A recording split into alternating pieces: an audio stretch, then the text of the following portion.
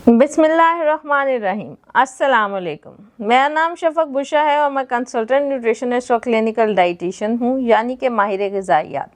और न्यूट्रिशन की फील्ड में मेरा 15 साल का तजर्बा है। मैदे के मसाइल के हवाले से अक्सर लोगों को मुख्तलिफ परेशानियों का सामना करना पड़ता है। किसी को कब्ज़ हो जाती है, किसी को सीने में जलन होना स्टार्ट हो जाती है, किसी को लूज मोशन डायरिया हो जाता है। बाज़ लोग ऐसे होते हैं जिनको खाना खाते ही या तो पेट फूल जाता है या फिर उनको फील होता है कि उनका पेट जो है वो बहुत भारी भारी और बोझल है। मैदे के इन मसाइल के साथ साथ एक अहम ऐसा मसला भी है जिसकी शिकायत मुझे रोज़ रोज़ सुनने को मिलती है अपने पेशेंट से, अपने मरीजों से भी और हमारे व्यूअर्स से भी, और वो मसला है बहुत ज़्यादा डकारें आना या खट्टी डकारें आना। तो ये एक मैदे के मसाइल में या ओवरऑल मसाइल में एक बहुत बड़ा मसला है जो डकारों वाला मसला है, क्योंकि बहुत सारे लोग इन्हीं डकारों की वजह से महफिल में एम्बैरस हो जाते हैं और उनको पसंद नहीं लगता कि इस तरह ये डकारें आती हैं। तो आज मैं आपको बताऊंगी कि ये डकारें आने की मेन रीज़न क्या है और किस वजह से ये डकारें आती हैं और इसको किस तरीके से आप होम रेमेडीज से आप इन डकारों से निजात हासिल कर सकते हैं। डकार बनती कैसे है?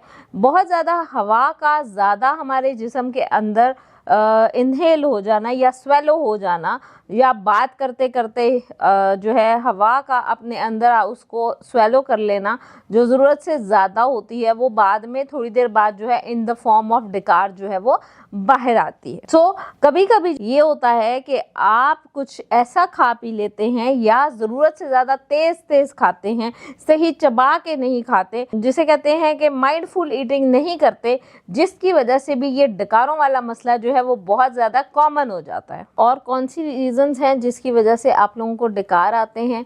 उसमें यह है कि जो हम कार्बोनेटेड ड्रिंक्स या जो सोडाज या जो एनर्जी ड्रिंक्स लेते हैं उनकी वजह से भी हमें ये डकारों वाला मसला होना शुरू हो जाता है। और जब आपको एसिड रिफ्लक्स ज़्यादा है, मतलब आपका स्टमक एसिड जब बाहर को आ रहा है और एसिड का रिफ्लेक्स आ रहा है, जो हम खट्टी डकार जिसको बोलते हैं, तो उसकी वजह से क्या होगा कि आपका स्टमक की जो लाइनिंग है वो इफ़ेक्ट होगी और स्टमक की लाइनिंग इफ़ेक्ट होने की वजह से जो है आपको डकारें आनी स्टार्ट हो जाती हैं। और इसकी सबसे बड़ी या मेन रीज़न क्या है कि आप लोग जो हैं वो खाने पीने के टाइम पे एहतियात नहीं करते।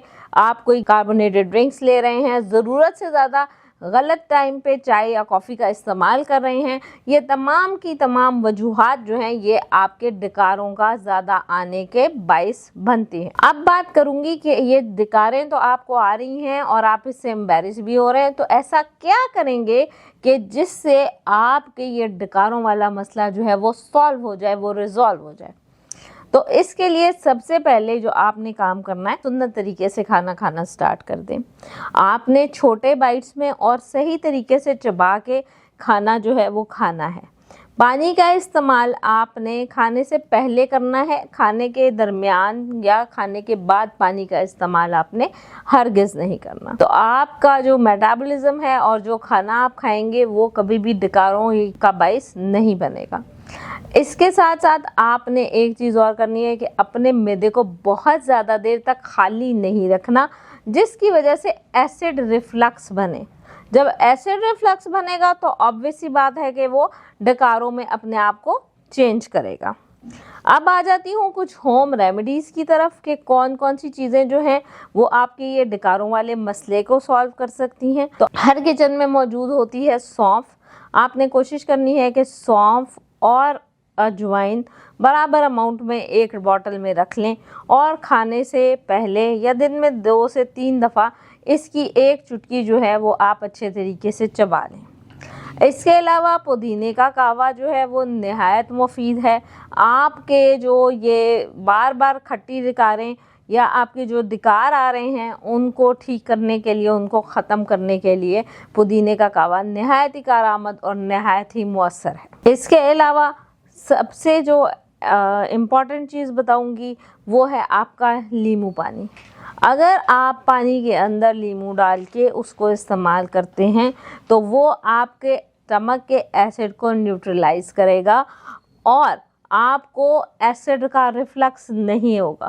جب ایسڈ کا ریفلکس نہیں ہوگا تو obvious سی بات ہے کہ آپ کے ڈکاروں والا پرابلم ہے وہ قدرتی طور پر سالو ہو جائے گا۔ امید کرتی ہوں کہ ان ریمیڈیز سے آپ اپنے یہ ڈکاروں والے مسئلوں سے بہت جلد نجات پا لیں گے، اور کوشش یہ کریں گے کہ جس طرح میں نے بتایا ہے سنت طریقے سے کھانا کھائیں، سونف کو چبائیں، کہوہ جو ہے پودینے کا استعمال کریں، تو ان ساری چیزوں سے آپ اپنا ڈکاروں والا پرابلم ہے یا کھٹی ڈکاروں والا پرابلم ہے اس کو ریزالو کر سکتے ہیں۔ شکریہ۔